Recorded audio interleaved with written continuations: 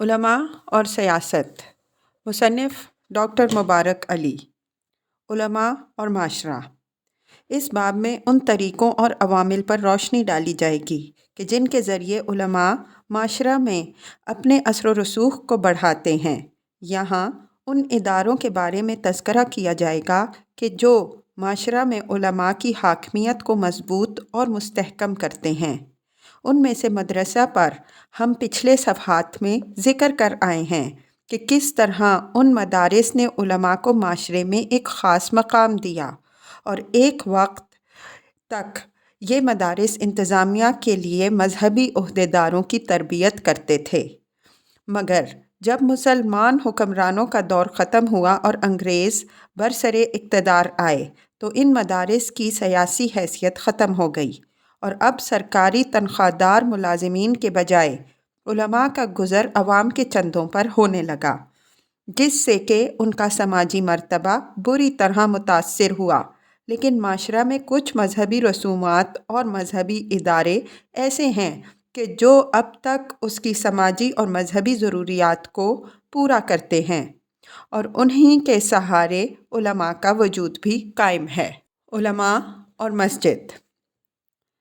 मुसलमान दौरे हुकूमत में हुक्मरानों और उमरा का ये दस्तूर था कि वो फ़तह की खुशी में या नेकी और तक़वा के इजहार के तौर पर मसाजिद की तामीर कराते थे और उनके अखराजात के लिए उससे मुंसलिक वक्फ़ की जागीर या जायदाद हुआ करती थी, जिससे कि इमाम, ख़तीब, मुअज़्ज़िन की तनख्वाहें मिला करती थीं। इब्तिदा में रियासत मसाजिद के मुलाजिमीन का तकर्रुर करती थी और उनकी सरगर्मियों पर नज़र रखती थी। इसलिए मसाजिद का अमला हुकूमत की हिदायत पर अमल करता था और लोगों को हुकूमत का वफ़ादार रहने की तलकीन करता था। लेकिन जब अंग्रेज़ी इक़्तिदार कायम हुआ तो सूरत हाल बिल्कुल बदल गई। इस दौरान में कई मजहबी जमातें पैदा हुईं जिनका मकसद ये था कि मुसलमानों में मजहबी शनाख्त को कायम रखा जाए और अपने अक़ायद व नज़रियात के तहत ज़्यादा से ज़्यादा लोगों को अपनी जमात में शामिल किया जाए। उनकी सरगर्मियों के मराकज़ मदरसा और मस्जिद थे। इसलिए उन जमातों की कोशिश थी कि अपने पैरोकारों की तादाद बढ़ाने की खातिर ज़्यादा से ज़्यादा मसाजिद पर कब्ज़ा किया जाए। मसाजिद की तादाद पर कब्ज़ा या उन पर अपने असर व रसूख़ कायम करने से उन मजहबी जमातों की ताकत बढ़ जाती थी। इसलिए जब पहले से बनी हुई मसाजिद पर किसी न किसी मजहबी जमात का कब्ज़ा हो गया तो फिर हर एक जमात ने जगह जगह नई मसाजिद की तामीर शुरू कर दी। इस मर्तबा नई तामीर शुदा मसाजिद की ख़ास बात ये थी कि ये आवाम के चंदे से बन रही थीं और इस तरह मजहबी जमातों और उनके अक़ायद की तबलीग व तशहीर में वो भी बराबर का हिस्सा ले रहे थे। मसाजिद की तामीर में चंदे का ये इस्तेमाल कई लिहाज से काबिल ज़िक्र है, लेकिन यह सिलसिला जिसकी इब्तिदा नौ आबादियाती दौर से हुई थी अब तक कायम है और इस तरह तामीर मस्जिद के लिए चंदा एक मुस्तकिल इदारे की शक्ल इख्तियार कर चुका है, क्योंकि ये चंदा मस्जिद के मुलाजिमीन और उसके तवल्लीन के लिए ज़रियाए आमदनी है। इसलिए मस्जिद की तामीर जब एक मर्तबा शुरू होती है तो फिर ये ख़त्म नहीं होती। इसमें मुसलसल तब्दीली की जाती रही है। इसकी ज़ेब व आराइश के लिए कीमती टाइल्स इस्तेमाल किए जाते रहते हैं। यहाँ तक कि बाज़ मसाजिद तो ज़रूरत से ज़्यादा आराइश का शिकार हो जाती हैं। इसके पस मंज़र में जो मकसद होता है वो ये है कि चंदा का इस्तेमाल जायज़ करार दिया जाए और तामीर के काम को जारी रख कर चंदा वसूल किया जाता रहे। इससे पहले जो मस्जिदें बनाई जाती थीं उनके अखराजात के लिए वक्फ़ की जायदाद होती थी या हुकूमत की जानिब से उसके अखराजात अदा किए जाते थे, मगर अब सूरत हाल नहीं है। इसलिए नई मस्जिदों के अखराजात के लिए और मुस्तकिल आमदनी के ज़राए के लिए अब उनके इर्द गिर्द दुकानें तामीर कर दी जाती हैं जो कि मस्जिद के अखराजात को पूरा करती हैं। اس طرح سے مسجد کے امام، خطیب اور مؤذن کے لیے مسجد نہ صرف مالی ذرائع آمدنی پوری کرتی ہے بلکہ ان کے مذہبی مرتبہ کو بھی قائم رکھتی ہے۔ انگریزوں کے زمانے میں ایسی بہت سی مثالیں ملتی ہیں کہ جن میں ایک فرقے کے لوگوں نے کسی مسجد پر زبردستی قبضہ کر لیا اور پھر وہاں دوسرے فرقہ کے لوگوں کو عبادت کرنے سے روک دیا۔ خصوصیت سے اس قسم کے جھگڑے اہل حدیث اور دوسرے فرقوں کے درمیان بہت ہوئے، جن میں کہ اہل حدیث کی کوشش ہوتی تھی کہ وہ دوسری مساجد میں جا کر اپنے طریقے سے نماز پڑھیں، چونکہ وہ آمین زور سے ادا کرتے تھے، اس لیے دوسرے فرقے والے ان کے اس طریقہ عبادت کو پسند نہیں کرتے تھے۔ اس لیے ایسا اکثر ہوا کہ ان کے جانے کے بعد مسجد کو دھو کر پاک و صاف کیا جاتا تھا، ورنہ دوسری صورت میں انہیں زبردستی مسجد سے باہر کر دیا جاتا تھا اور نماز پڑھنے کی اجازت نہیں دی جاتی تھی۔ بی ڈی مکاف نے اپنی کتاب دور برطانیہ میں اسلامی احیاء میں اس قسم کی بہت سی مثالیں دی ہیں۔ مثلاً محمد سعد اللہ اور اس کے ساتھی کہ جو اہل حدیث تھے، انہیں میو کی ایک مسجد میں نماز نہیں پڑھنے دی گئی اور انہوں نے آخر کار قریبی جنگل میں جا کر نماز پڑھی اور بعد میں انہوں نے علیحدہ سے اپنی مسجد تعمیر کی۔ چونکہ اہل حدیث کے ساتھ یہ تعصبانہ برتاؤ ہوتا تھا، اس لیے انہوں نے اس کے خلاف برطانوی عدالت میں مقدمہ دائر کر دیا کہ انہیں عام مسجدوں میں نماز پڑھنے کی اجازت ہونی چاہیے۔ 1879 میں اس مقدمے کا فیصلہ لکھتے ہوئے جسٹس محمود، جو کہ سر سید کے لڑکے تھے، لکھا ہے: ایک مسجد پر قبضہ کرنے یا اس پر صرف اپنا اثر رکھنے کا حق کسی بھی مسلمان فرقہ یا مسلک کا حق نہیں ہے۔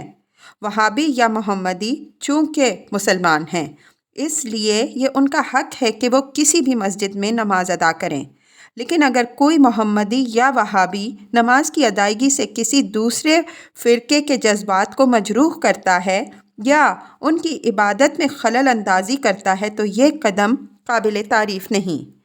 اس کے علاوہ مٹکاف نے اور بہت سے ایسے واقعات لکھے ہیں کہ جن میں اہل حدیث، برطانوی حکومت اور دوسرے فرقے ملوث تھے۔ مثلاً 1892 میں میرٹھ میں مذہبی فسادات کو روکنے کی غرض سے مجسٹریٹ نے شہری مساجد کو تقسیم کر دیا تھا۔ اس تقسیم کے نتیجے میں 5 مساجد اہل حدیث کو دی گئیں، جبکہ باقی مساجد حنفی مسلک سے تعلق رکھنے والوں کو۔ مساجد کی یہ جنگ نو آبادیاتی دور سے لے کر اب تک جاری ہے۔ اب ہر فرقہ اور مذہبی جماعت نے ہر محلہ میں اپنی علیحدہ سے مسجد قائم کر رکھی ہے اور ان کی پوری کوشش یہ ہوتی ہے کہ اس پر ان کا قبضہ باقی رہے، جبکہ دوسرے فرقوں کی جانب سے یہ کوشش جاری رہتی ہے کہ ایک دوسرے کی مسجد پر کیسے قبضہ کیا جا سکتا ہے۔ اس ڈر اور خوف کی وجہ سے ہر فرقہ والا اپنی جگہ ہوشیار رہتا ہے اور کسی دوسرے فرقہ والوں کو اپنی مسجد میں قدم نہیں رکھنے دیتا۔ اور اب ہو یہ رہا ہے کہ جیسے جیسے نئی مذہبی جماعتیں بن رہی ہیں اور نئے فرقے پیدا ہو رہے ہیں، اس طرح سے مسجدوں کی تعداد بھی بڑھ رہی ہے اور اس لیے اب ہر محلہ میں 4 یا 5 مسجدیں بالکل قریب قریب ہوتی ہیں کہ جن کے میناروں پر طاقتور لاؤڈ سپیکرز نصب ہوتے ہیں۔ ہر مسجد میں مؤذن، امام سے لے کر ایک مدرسہ بھی ہوتا ہے۔ معاشی طور پر مسجد اپنے اخراجات پورے کرنے کے لیے قابل ہوتی ہے، کیونکہ یہ آمدنی دکانوں سے آتی ہے اور مزید چندہ کے ذریعے اس آمدنی کو بڑھایا جاتا ہے۔ اسلامی دور کے ابتدائی زمانے میں مسجد سیاسی و سماجی اور ثقافتی سرگرمیوں کا مرکز ہوا کرتی تھی، لیکن فرقہ وارانہ تعصبات اور نفرتوں کی وجہ سے مسجد کا درجہ اب وہ نہیں رہا، بلکہ اس کے برعکس اب مساجد میں مذہبی جذبات کو ابھارا جاتا ہے اور دوسرے فرقوں کے خلاف نفرت کو پیدا کیا جاتا ہے۔ موجودہ دور میں مسجد کی اس اہمیت کو محسوس کرتے ہوئے آمرانہ حکومتوں اور جمہوری رہنماؤں نے بھی مسجد کو اپنے مقاصد کے لیے استعمال کرنا شروع کر دیا ہے۔ حکومت نے محکمہ اوقاف قائم کر کے بڑی بڑی اور اہم مساجد کو اپنی نگرانی میں لے لیا ہے، اور اب یہاں پر امام و مؤذن اور خطیب کا تقرر بھی حکومت کی جانب سے ہوتا ہے۔ حکومت کے تنخواہ دار ہونے کی حیثیت سے مسجد کے یہ امام و خطیب اب ہر حکومت کو، چاہے وہ فوجی ہو، آمرانہ ہو یا جمہوری، اس کی حمایت کرتے ہیں اور اسے عین اسلامی قرار دیتے ہیں۔ حکومت کی تبدیلی کے ساتھ ہی ان کی وفاداریاں بھی تبدیل ہو جاتی ہیں اور یہ نئی حکومت کے اسلامی ہونے کی دلیل تلاش کرنے لگتے ہیں۔ علماء اور مناظرہ۔ ہندوستان میں برطانوی حکومت سے پہلے عوام کے سامنے مناظرے کا کوئی دستور نہیں تھا۔ علماء اور ہندو پنڈت مسجدوں اور مندروں میں مذہبی موضوعات پر تقریریں یا بحث مباحثہ کر لیتے تھے۔ اکبر کے دور میں ضرور علماء اور عیسائی مشنریوں کے درمیان مناظرے ہوئے، مگر یہ بھی دربار تک محدود ہوا کرتے تھے۔ اکثر اس بات کی کوشش ہوتی تھی کہ دوسرے کے مذہب کو نہ تو برا کہا جائے اور نہ ان کی مذہبی رسومات پر حملہ کیا جائے۔ اس طرح دونوں مذاہب کے مذہبی رہنماؤں کے درمیان ایک قسم کا خاموش سمجھوتا تھا۔ وہ کسی کے مذہبی عقیدوں کو جھوٹا ثابت کرنے کی فکر میں نہیں رہتے تھے، اور اس طرح انہوں نے آپس میں پرامن طریقے سے رہنا سیکھ لیا تھا۔ مذہبی رواداری اور امن پسندی کا اس وقت خاتمہ ہوا جب عیسائی مشنری تبلیغ کی غرض سے ہندوستان آنا شروع ہوئے۔ ان مشنریوں کی جماعتوں نے جدید تعلیم و تربیت، تنظیمی ڈھانچہ، ڈسپلن، حکومت و عہدیداروں کی سرپرستی کی وجہ سے زیادہ فعال اور مؤثر کام کیے۔ انہوں نے اسلام اور ہندوستان کے مذاہب کا مطالعہ اس مقصد کے تحت کیا تھا کہ ان کی خامیوں کو اجاگر کیا جائے اور ان پر حملہ کر کے انہیں شکست دی جائے۔ انہوں نے چھاپا خانہ کی ایجاد سے بھرپور فائدہ اٹھایا اور بڑی تعداد میں اپنے مذہبی عقیدوں پر کتابیں اور پیمفلٹس لکھے اور ان کو آزادانہ طریقے سے لوگوں میں تقسیم کیا۔ انہوں نے تبلیغ کے لیے بھی نئے نئے طریقوں کو اختیار کیا کہ جس سے ہندوستان کے لوگ اب تک واقف نہیں تھے۔ مثلاً وہ بازاروں، تہواروں، تقریبات کے موقعوں پر لوگوں کو اکٹھا کر لیتے اور ان کے درمیان کھڑے ہو کر اپنے مذہب کی خوبیاں بیان کرنا شروع کر دیتے تھے۔ 30 مارچ 1979 میں لاہور ٹریبیون نے لکھا ہے کہ آج یہاں پر گلیوں میں تبلیغ کرنے کا بڑا فیشن ہو گیا ہے۔ تمام انارکلی میں ہندو، مسلمان، عیسائی، آریہ اور برہمن مبلغ بڑے خلوص اور جذبے کے ساتھ مجمع میں گھرے ہوئے غور سے سننے والوں کے درمیان اپنے عقائد کی خوبیاں بیان کرتے نظر آتے ہیں۔ مناظروں کا جب سلسلہ شروع ہوا تو اس وجہ سے علماء بھی بڑے سرگرم ہو گئے، کیونکہ ان کے مذہب پر جو حملے ہو رہے تھے، اگر ان کا جواب نہیں دیا جاتا اور اپنے عقائد کی سچائی کو بیان نہیں کیا جاتا تو اس صورت میں عام مسلمانوں کے گمراہ ہونے کا خطرہ تھا۔ اس لیے انہوں نے نہ صرف ان سوالوں کا جواب ڈھونڈا کہ جو اسلام کے بارے میں کیے جا رہے تھے، بلکہ عیسائیت اور ہندو مذاہب کو اس نظر سے پڑھا کہ ان میں کیا کیا کمزوریاں ہیں اور ان پر کس طرح سے حملہ کیا جائے۔ لیکن یہ مناظرہ صرف اسلام اور دوسرے مذاہب کے درمیان ہی نہیں تھا، بلکہ یہ مسلمانوں کے مذہبی فرقوں کے درمیان بھی ہونے لگا کہ جس میں ہر فرقہ اور مسلک کے علماء اپنے عقائد کو دوسروں پر ترجیح دیتے تھے۔ مناظرہ کرنے کا جب فیصلہ ہو جاتا تھا تو اس کا طریقہ کار یہ ہوتا تھا کہ مخالف جماعتیں مناظرے سے پہلے شرائط طے کیا کرتی تھیں۔ مثلاً یہ کہ مباحثہ کتنے دن تک جاری رہے گا، 5 دن یا 15 دن، اور جو مباحثہ میں ہار جائے گا اسے اپنا مذہب چھوڑ کر مخالف کے عقائد کو تسلیم کرنا پڑے گا۔ لیکن مناظر کے آخر میں ہمیشہ سے یہ مسئلہ ہوتا تھا کہ کوئی بھی اپنی شکست تسلیم کرنے پر آمادہ نہیں ہوتا تھا، اور ہر ایک خود کو فاتح قرار دیتا تھا۔ اس سلسلے میں ہر ایک یہ کوشش کرتا تھا کہ اسے مناظرے کے آخر میں بولنے کا موقع دیا جائے تاکہ اس کے مخالف کو اس کا جواب دینے کا موقع نہیں ملے، اور اس سے فائدہ اٹھا کر وہ یہ اعلان کر دے کہ اس نے اپنے حریف کو زیر کر لیا ہے۔ عام طور سے اس قسم کے مناظروں اور مباحثوں میں دلائل کی بنیاد علمی نہیں ہوا کرتی تھی، بلکہ دونوں کوشش کرتے تھے کہ مذاق، استہزاء، طنز اور لطیفوں کے ذریعے اپنے حریف کو لاجواب کر دیں۔ جن مقبول عام موضوعات پر بحث ہوتی تھی وہ حضرت عیسیٰ علیہ السلام کی روحانیت، تثلیث کا عقیدہ، بائبل میں تحریف و اضافے، کائنات کی تخلیق، ویدوں، قرآن اور بائبل کے وحی ہونے کا ثبوت اور نجات حاصل کرنے کے طریقے۔ ویسے تو لاتعداد مناظرے مسلمانوں، عیسائیوں اور ہندوؤں کے درمیان ہوئے، مگر کچھ ایسے مناظرے ہیں کہ جن کی تفصیلات مشہور علماء کی سوانح عمریوں میں یا اس زمانہ کی پیمفلٹوں میں مل جاتی ہیں۔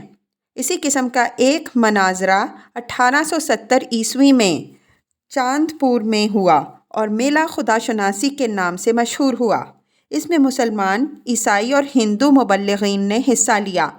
مسلمانوں کی جانب سے مولانا قاسم نانوتوی وفات 1889 اور مولانا محمود الحسن نے مباحثہ میں شرکت کی۔ ایک جرمن مشنری مبلغ کارل پفانڈر کے ساتھ جو مناظرے ہوئے انہوں نے پورے ہندوستان میں بڑی شہرت حاصل کر لی تھی، اور اس کے مد مقابل کے طور پر مولانا رحمت علی عثمانی کا نام آتا تھا، جنہوں نے ہر بار اسے لاجواب کر دیا۔ کہا جاتا ہے کہ وہ 1854 میں آگرہ میں اس بری طرح شکست خوردہ ہوا کہ اس کے بعد وہ ہندوستان چھوڑ کر چلا گیا۔ اس طرح ہندو مبلغوں کے ساتھ بھی مناظرے ہوتے تھے جن میں ہر بار علماء اپنی فتح کا اعلان کر دیتے تھے۔ انہی میں سے ایک مناظرہ پنڈت دیانند سرسوتی کے ساتھ ہوا کہ جس میں وہ وعدہ کے باوجود شریک نہیں ہوا، اور اس طرح اس نے اپنی شکست تسلیم کر لی۔ جب مناظروں کا سلسلہ شروع ہوا تو مسلمانوں کے فرقوں کے علماء بھی ایک دوسرے سے بحث کرنے سے باز نہیں رہے۔ ان مناظروں میں سب سے مشہور وہ ہے جس میں مولانا اسماعیل شہید وفات 1831 اور مولانا فضل حق خیر آبادی وفات 1861 کے درمیان ہوا۔ موضوع اس کا تھا امکان نظیر، یعنی کیا خدا رسول اللہ صلی اللہ علیہ وسلم جیسا پیغمبر پیدا کر سکتا ہے یا نہیں۔ اس مناظرہ نے دلی کی فضا میں کافی تلخی اور کشیدگی پیدا کی۔ اگرچہ کسی کی واضح فتح تو ثابت نہیں ہوئی، مگر دونوں کے حامی اپنے رہنما کو برتر ثابت کرتے رہے۔ آگے چل کر یہ مناظرے دیوبندیوں، اہل حدیث اور بریلویوں کے درمیان بھی زور شور سے ہوئے۔ مناظرے کے اس سلسلے نے معاشرے پر گہرے اثرات ڈالے۔ پہلی مرتبہ مذہبی بحثوں میں عام لوگوں کو شریک کیا گیا، جس کی وجہ سے ان کا مذہبی شعور بیدار ہوا اور ساتھ میں انہیں اپنی اہمیت کا احساس ہوا۔ مناظرہ کی حیثیت بہت جلد ایک مقبول ادارے کی ہو گئی، کیونکہ سیر و تفریح کے کم مواقع کی وجہ سے عوام کے لیے مناظرہ ایک ایسا موقع ہو گیا کہ وہ اس میں ذوق و شوق سے شرکت کر کے مقرروں کی خطابت سے محظوظ ہوتے اور ان کے لطیفہ و فکرہ بازیوں سے لطف اٹھاتے۔ اس سے علماء کا معاشرہ میں اثر و رسوخ بڑھ گیا، کیونکہ مسلمان عوام میں یہ احساس ہوا کہ علماء ان کے مذہب کا دفاع کر کے خود ان کا دفاع کر رہے ہیں، لہٰذا وہ علماء کو اپنا نمائندہ سمجھنے لگے اور اس کام کو کرنے کی وجہ سے ان کی عزت پہلے سے زیادہ کرنے لگے۔ اس کے بعد سے علماء کے لیے یہ مشکل نہیں رہا کہ وہ لوگوں سے چندہ کی زیادہ سے زیادہ اپیل کریں۔ اب اس نیک کام میں مسلمان امراء بھی حصہ لینے لگے۔ اس کے ساتھ ہی مناظروں کی وجہ سے مختلف مذاہب کے ماننے والوں کے درمیان تناؤ بھی پیدا ہوا، اور اس تناؤ نے بعد میں فرقہ وارانہ حالات کو پیدا کیا۔ اور خصوصیت سے ہندو مسلمان معمولی سے مذہبی معاملات پر ایک دوسرے سے شدت سے لڑائی جھگڑا کرنے لگے۔ مناظروں کا یہ سلسلہ اس وقت کم ہونا شروع ہوا جب چھاپہ خانہ کے قیام کی وجہ سے مذہبی تبلیغی لٹریچر بڑی تعداد میں چھپنے لگا اور لوگوں کو یہ مواد گھر بیٹھے ملنے لگا۔ اس کے ساتھ ہی جب یورپی تعلیمی یافتہ طبقے میں اضافہ ہونا شروع ہوا تو انہوں نے ان مذہبی جھگڑوں سے خود کو دور رکھا اور اس کے مقابلہ میں سیکولر خیالات کی تبلیغ کی۔ اس لیے آہستہ آہستہ یہ روایت ختم ہوتی چلی گئی اور آخر میں جب سیاسی تحریکیں شروع ہوئیں تو انہوں نے لوگوں کی توجہ مذہب سے ہٹا کر سیاسی معاملات کی طرف کر دی، کیونکہ سیاسی مسائل میں ہر مذہب و عقیدے سے فرد کو دلچسپی تھی۔ اس لیے اس نے سیاسی سرگرمیوں کو مذہب سے زیادہ ضروری سمجھا اور اس میں بھرپور حصہ لینے لگا۔ علماء اور وعظ۔ مذہبی موضوعات پر وعظ مسلمانوں کے معاشرہ میں ایک پرانی روایت ہے۔ اکثر وعظ مسجدوں میں نماز سے پہلے یا بعد میں دیے جاتے تھے۔ ان وعظوں کی ایک خصوصیت یہ ہوتی تھی اور اب بھی ہے کہ ان میں قرآن و حدیث سے حوالے دیے جاتے تھے تاکہ لوگوں کو متاثر کیا جا سکے اور وعظ کو اس کے ذریعے سے قبولیت مل سکے۔ دوسری اہم بات یہ تھی کہ ان وعظوں میں مسلمانوں کو مذہبی تعلیمات پر عمل کرنے کو کہا جاتا تھا اور اس بات سے روکا جاتا تھا کہ وہ مذہب کے خلاف اپنی زندگی میں کوئی عمل کریں۔ ماضی میں یہ بھی دستور تھا کہ حکمران اور امراء علماء کو اور مشہور خطیبوں کو اپنے گھروں میں مجلسوں پر بلائیں اور ان سے وعظ سنا کرتے تھے تاکہ اس طرح سے وہ اپنے مذہبی لگاؤ اور اپنی پرہیزگاری کو لوگوں پر ثابت کر سکیں اور لوگوں میں ان کے بارے میں یہ تاثر ابھرے کہ وہ نیک اور مذہبی امور کی پابندی کرنے والے ہیں۔ وعظوں کو ان مجلسوں میں علماء کو یہ موقع ملتا تھا کہ وہ اپنے سامعین سے مخاطب ہو کر ان کی برائیوں اور ان کی لغزشوں پر انہیں ٹوکیں اور تنبیہ کرتے ہوئے کہ وہ دنیاوی معاملات میں زیادہ ملوث نہ ہوں، انہیں راہ راست پر لانے اور مذہبی تعلیمات پر عمل کرنے کو کہتے تھے۔ علماء کو جب ایک مرتبہ ممبر پر چڑھنے اور بولنے کا موقع ملتا تھا تو وہ خود کو سامعین سے زیادہ برتر سمجھتے تھے اور انہیں جس طرح سے چاہتے تھے مخاطب کرتے تھے۔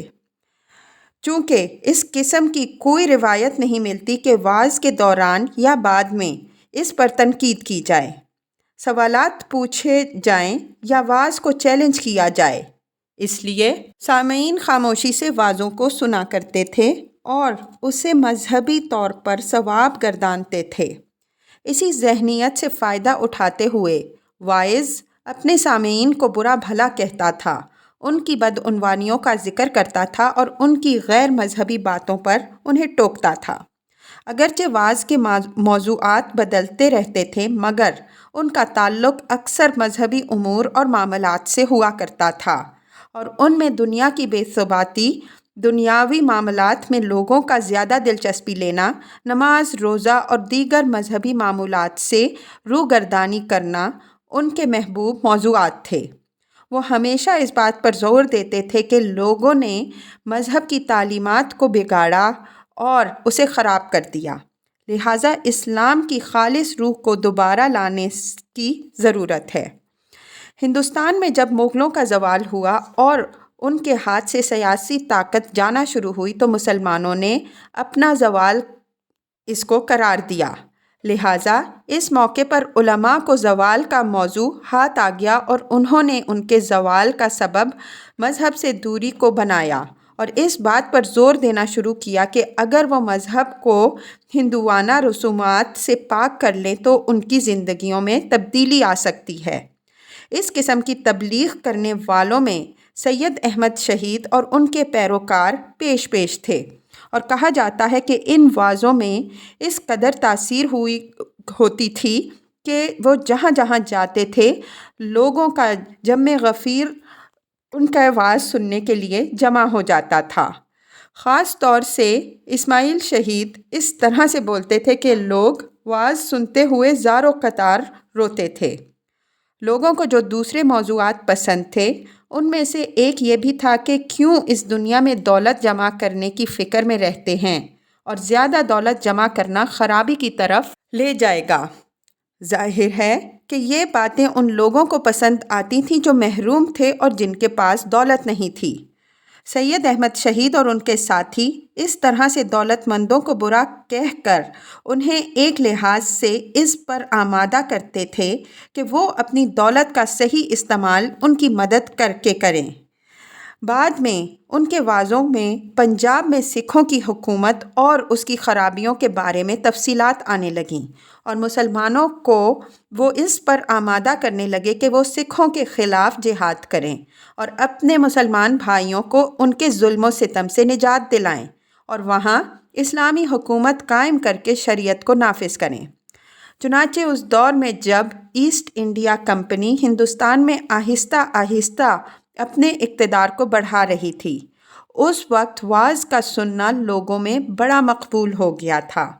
हर मस्जिद में वाज़ मज़हब के बारे में होता और सामीन के मज़हबी जज्बात को उभारने और माशरा के तमाम मसाइल का हल मज़हबी तालीमात में ढूंढने पर होता। चुनांचे इस तरह से सियासी इंतशार के इस अहद में आलिम और वाइज़ इंतहाई अहम हो गए, जो अपने ज़ोर खिताबत और ज़बान की खूबी से लोगों को मुतासिर करते थे। इस तरह से वाज़ भी एक किस्म की तफरीह बन गया और लोग इससे लुत्फ़ ज़रूर उठाते थे, मगर वाज़ उनकी ज़िंदगियों में या उनके नुक्ता नज़र से कोई तब्दीली नहीं ला सका। ना तो वो ज़वाल के असबाब को कुछ सके और ना मुसलमानों की इस पर आशोब दौर में सही रहनुमाई कर सके। इसलिए वाज़ का सुनना महज सवाब हासिल करने तक महदूद रहा। उलमा और फतवा। मुसलमान रियासत में मुफ्ती की ये ज़िम्मेदारी होती है कि वो कुरान और हदीस की रोशनी में काजी की रहनुमाई के लिए मुख्तलिफ़ सियासी और समाजी और माशरती और माशी उमूर पर फतवे जारी करे।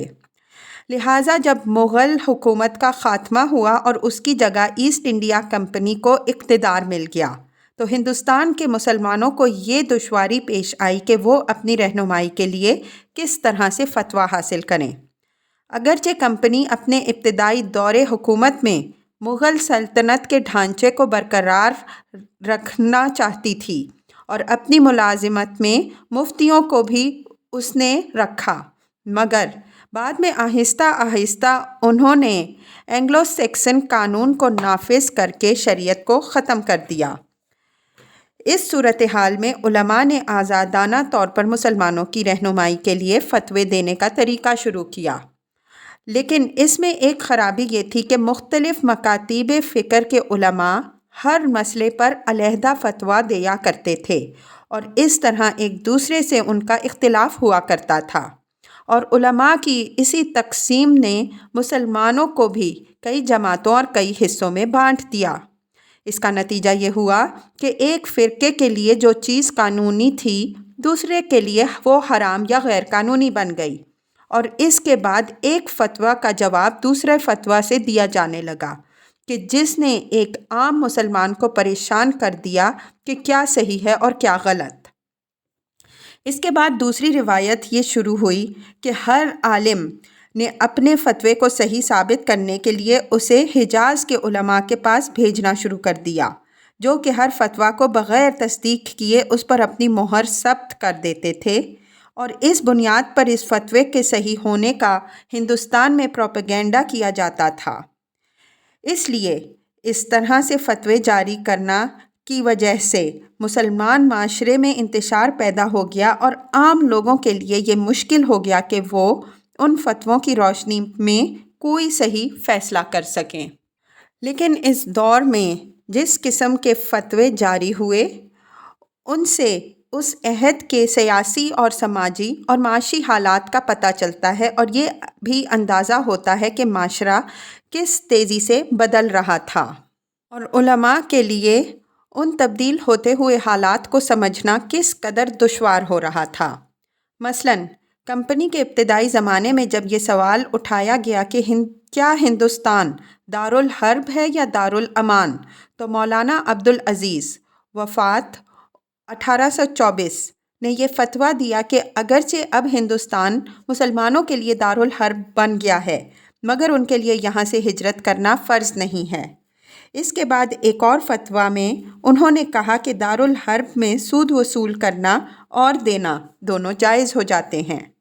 علماء کی اہمیت اس وقت بڑھ گئی جب ایسٹ انڈیا کمپنی نے اپنی عدالتیں قائم کر لیں اور مقدمات کا فیصلہ ان عدالتوں میں ہونے لگا۔ ان حالات میں علماء نے اس بات کی کوشش کی کہ مسلمان اپنے جھگڑوں اور معاملات کا فیصلہ ان سے کرائیں اور انگریزی عدالتوں سے رجوع نہ کریں۔ اس لیے مسلمانوں نے ہدایت کے لیے علماء کی جانب رخ کرنا شروع کر دیا۔ اگرچہ جن معاملات میں ان سے استفسار کیا جاتا تھا ان کا تعلق عقائد، رسومات، شادی بیاہ اور طلاق کے مسائل، جائیداد کے جھگڑے، کافروں کے ساتھ روابط، مرتد اور باغیوں کے ساتھ تعلقات، جائیداد کی خرید و فروخت اور سیاسی حالات اور ان سے متعلقہ سماجی مسائل ہوا کرتے تھے۔ ان مسائل کے حل کے لیے اور سوالات کا جواب دینے کے لیے تمام مشہور علماء نے دارالافتاء قائم کیے کہ جہاں سے خط و کتابت یا زبانی وہ تمام ہندوستان کے مسلمانوں کو مذہب کی روشنی میں ہدایات دیا کرتے تھے اور فتوے جاری کرتے تھے۔ جب چھاپا خانہ قائم ہوا تو ان کے فتوے چھپنا شروع ہو گئے اور ان کی سرکولیشن بھی بڑھ گئی۔ اس لیے تمام مشہور علماء نے اپنے فتاویٰ کو کتابی شکل میں چھاپنا شروع کر دیا تاکہ ان کے ذریعے اپنے سماجی و معاشی اور دوسرے معاملات میں ہدایات لے سکیں۔ ہندوستان میں سیاسی آزادی کی جدوجہد کے دوران علماء بہت زیادہ سرگرم ہو گئے اور سیاسی مسائل پر انہوں نے فتویٰ دینا شروع کر دیے۔ اس نے مزید اور الجھن پیدا کی کیونکہ ایک طرف دیوبند کے علماء کا فتویٰ تھا کہ ہندوستان دارالحرب ہے، اس لیے انگریزوں کو ہندوستان سے نکالنے کے لیے ہندوؤں سے تعاون کرنا چاہیے۔ اس لیے ان کے پیروکاروں نے کانگریس میں شمولیت اختیار کر لی اور غیر ملکی حکومت کے خلاف ہر تحریک میں بھرپور حصہ لیا۔ دیوبند کے علماء اس رویے کی احمد رضا خان نے مخالفت کی اور انہوں نے ہندوستان کو دارالامن قرار دیا کیونکہ یہاں پر مسلمانوں کو پوری مذہبی آزادی تھی۔ اس لیے انہوں نے ہندوؤں کے ساتھ تعاون کی ممانعت کی اور خلافت تحریک میں بھی یہ علیحدہ رہے۔ اس طرح سے جب دیوبند کے علماء نے ہندوستان میں ایک قومی نظریہ کی حمایت کی تو مسلم لیگ کے علماء نے دو قومی نظریے کو جائز قرار دیتے ہوئے فتویٰ دیا اور یہ دلیل دی کہ چونکہ ہندوستان دارالاسلام نہیں بن سکتا ہے اس لیے پاکستان کا قیام ضروری ہے۔ پاکستان کے قیام کے بعد بھی علماء کے فتوے دینے کا سلسلہ جاری رہا اور اب تک یہ فیصلہ نہیں ہو سکا کہ جمہوریت اسلامی ہے یا نہیں، بینکنگ سسٹم اسلام کی تعلیمات کے مطابق ہے یا نہیں، کثیر جماعتی نظام اسلام سے مطابقت رکھتا ہے یا نہیں، اور اسلام میں مذہبی اقلیتوں کو کون سے حقوق مل سکتے ہیں۔ اس صورتحال میں سیاست سے زیادہ مذہب کی اہمیت ہو گئی ہے۔ حالانکہ دانش مندی کا تقاضا یہ ہے کہ مسائل کو صرف سیاسی بنیادوں پر حل کیا جائے اور اس میں ملک و قوم کے مفاد کو پیش نظر رکھا جائے۔ معاشی معاملات کو آج کل کے معاشی نظریات و افکار کی روشنی میں حل کیا جائے۔ اگر ان مسائل کو مذہب کی روشنی اور فتووں کے ساتھ حل کرنے کی کوشش کی جائے گی تو اس سے اور انتشار پھیلے گا۔ دیکھا جائے تو فتویٰ علماء کے ہاتھ میں ایک خطرناک ہتھیار ہے اور اکثر اس کا غلط استعمال ہوتا ہے۔